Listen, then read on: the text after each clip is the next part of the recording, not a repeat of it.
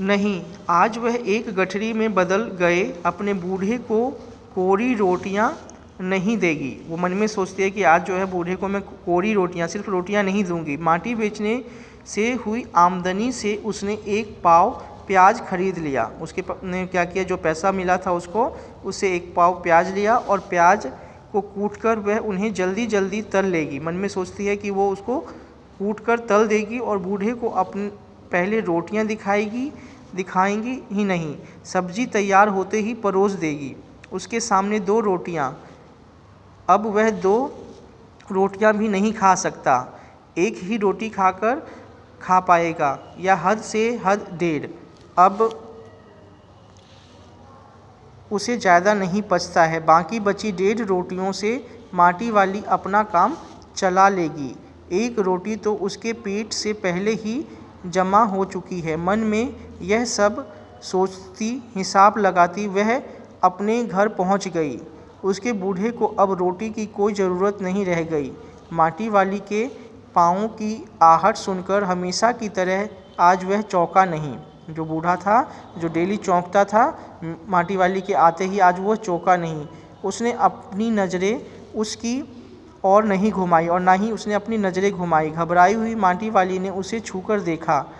वह अपनी माटी को छोड़कर जा चुका था। टिहरी बांध पुनर्वास के साहब ने उससे पूछा कि वह रहती कहाँ है।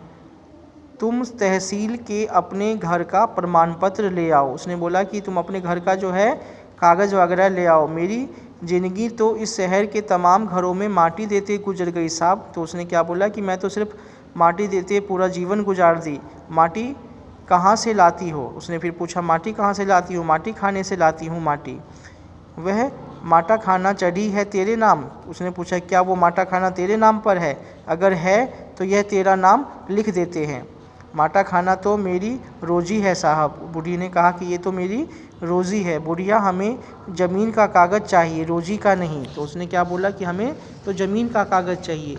बांध बनने के बाद मैं क्या खाऊंगी साहब? तो उसने पूछा कि अगर बांध बन जाएगा यहाँ पर तो मैं क्या खाऊंगी? इस बात का फ़ैसला तो हम नहीं कर सकते। यह बात तो तुझे खुद ही तय करनी पड़ेगी कि तुझे क्या करना है। टिहरी बांध की 2 सुरंगों को बंद कर दिया गया है। अब जो टिहरी बांध की जो 2 सुरंगें थी उनको बंद कर दिया गया। शहर में पानी भरने लगा है। शहर में आपाधापी मची है। शहरवासी अपने घरों को छोड़कर वहाँ से भागने लगे हैं। पानी भर जाने से सबसे पहले कुल शमशान घाट डूब गए हैं।